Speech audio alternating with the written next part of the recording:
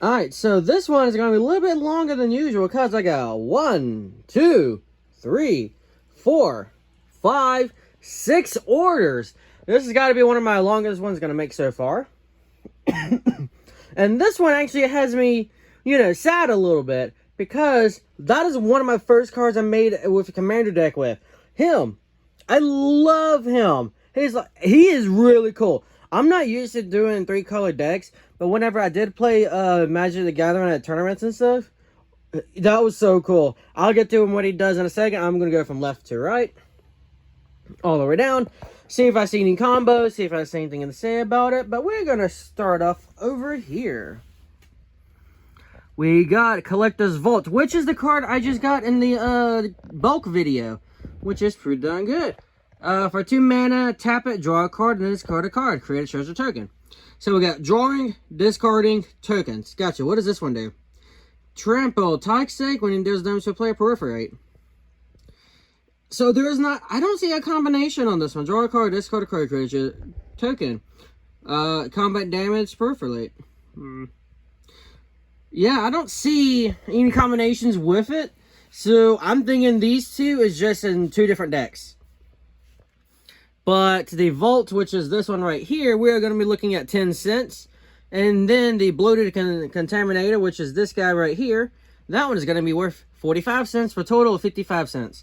Now, somebody said in one of the other videos asking about the shipping. Well, TCGPlayer has minimum of 99 cents as long as you're level 2 or level 3, and then you can do it however you want to in level 4. Right now, I'm still only level 2. So right now, I have to do 99 cents, but this is just showing what I've made on there. I don't think it shows the fee on it yet, so I probably made like 51 cents or something. But yeah, the shipping, it automatically comes with it. So I pay for shipping, so I'll pay for the shipping for this one, but then whenever I get paid within the 20 days, I will then get my shipping refunded. So they'll pay me back. So this person actually paid $1.44 because I had another $1 for the shipping. So it's 99 cents per shipping. So he got these 2 cards, so still 99 cents. So technically he paid $1.44, but however, I'm getting the 55 cents. Just wanted to show you that off. And then these 2 cards, I literally got it in the bulk one. He's buying 2 of them. 2 of them for the Up the Beanstalk. And guess what? He's buying both of them. Each one is $2.49. So I got $4.98 already. Woo! All right. I like this guy. I like this guy a lot already. I don't want to show like anything about the person who bought it, but that's why somebody asked why I have the binders and stuff, for 2 things: to show how I'm doing it. So I have like 7 binders, I believe. I did buy a Pokemon binder with Pokemon cards in it. So whenever I get that binder is going to help me sort cards. So I have different colored binders, as you can tell. One white, one black. I have a red one. I don't have a blue one, but I have a bunch of different white card folios from Card Guard. And they will, each one has different colors inside of it. Then I have a binder for Pokemon or Yu-Gi-Oh! And whenever I start doing Digimon, I'll have a bind for Digimon. This is just so it'd be easier. Kind of like this guy right here. Zayatora the Incinerator. At the beginning of your end step, you may sacrifice another creature. When you do, Zayatora the Incinerator deals damage to that creature's power to any target, and you create 3 treasure tokens. See, now, in order for me to find it, I saw the thing like, okay, he wants Zayatora the Incinerator. Like I said, I have different binders for different stuff. So I have this big felt binder, and it is filled with multicolor and colorless cards that I own for Magic the Gathering, but I have it on TCGPlayer. Just showing y'all how I kind of did. I'm selling this one for $1.49. Woo! He is a good one. You just have like a bunch of beat sticks, sacrifice them for like 9, 10 damage. Then you can just immediately just annihilate the enemy player. But it's only 1 creature per turn, so if a opponent has a lot of like 1/1 creature tokens, that kind of goes against it. However, you create 3 treasure tokens, so it doesn't matter. And it says sacrifice another creature. So you don't have to do an actual creature. You can use creature tokens. So you can sacrifice a 1/1 creature token, do 1 damage to whatever, but the main thing you're trying to get out of that would be the 3 treasure tokens. See, that can go back and forth. He's really good, but he's 3 colors though, so that's why I was kind of eh. But this guy, oh, I loved this deck so much. But I'm a businessman, so I have to get rid of him. But he enters the battlefield. Everything is goated. Everything. He enters the battlefield. Everything but you is goated. Like, if your opponents have a bunch of Hydras, Eldrazi's, they have to attack each other. For, like, the next turn until it's back to your turn. And then, not only that, whenever an attacking creature dies, each opponent loses 1 life and you gain 1 life. Like, this deck was all about goading. Summon a creature, goad. You attack, you goad. Just all kinds of goading in it. I did win and I did lose. Because when it's 1v1v1v1, that's a lot simple. Everything's goaded. I'm fine. But when I got the 1v1, that's when it started getting tricky.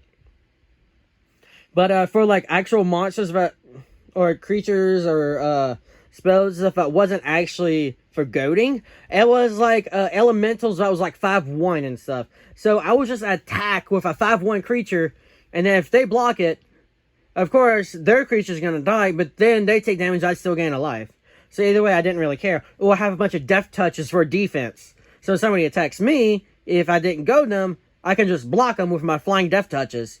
So no matter what happens, their creature dies, since it was attacking me, they still take a life, I gain a life. Like, this was my all-time favorite, and I sold it for 24 cents.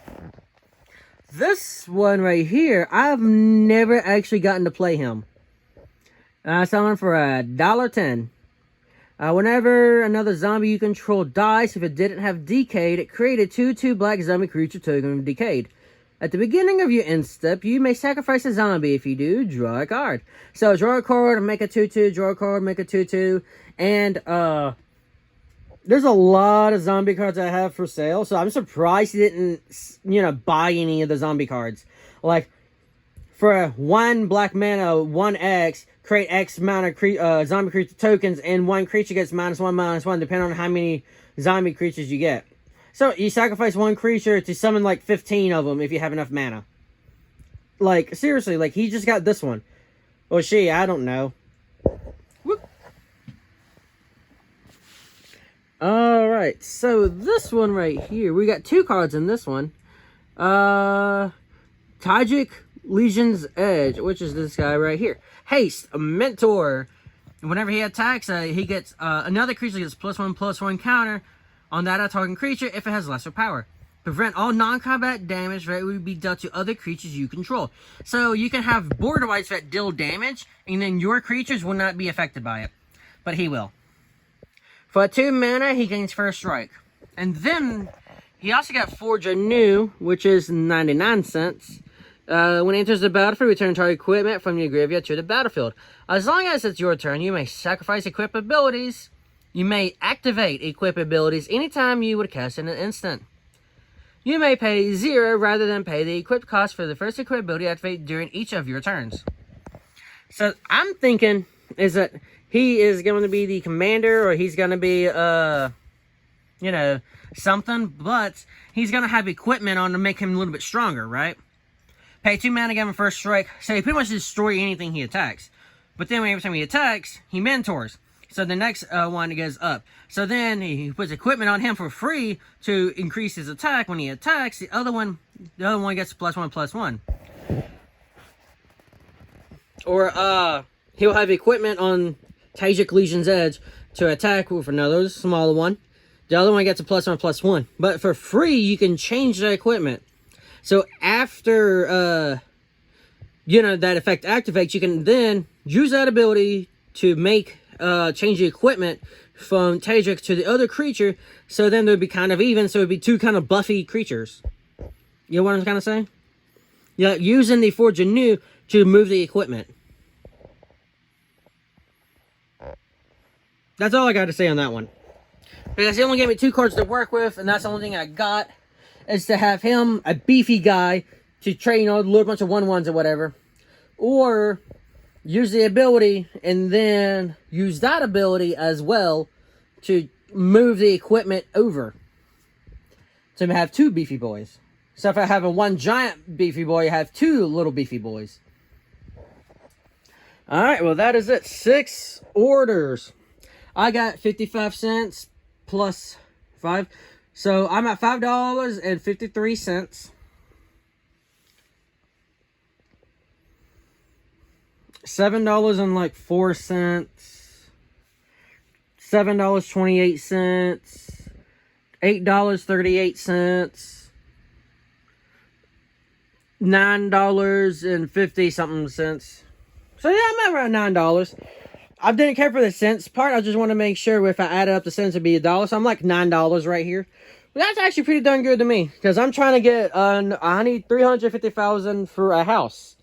I need to get it by January 2025. So this is gonna help out. I don't know about how much, but it's gonna help out because I'm trying to sell a lot of stuff, get a lot of my money back. I'll make a business on YouTube, yada yada yada. I already said in the last one, but there we go. Alright, thank you all for watching. I'm Nick from Droid Gamers. And if you want to see more of the cards I got, look on TCGPlayer.com.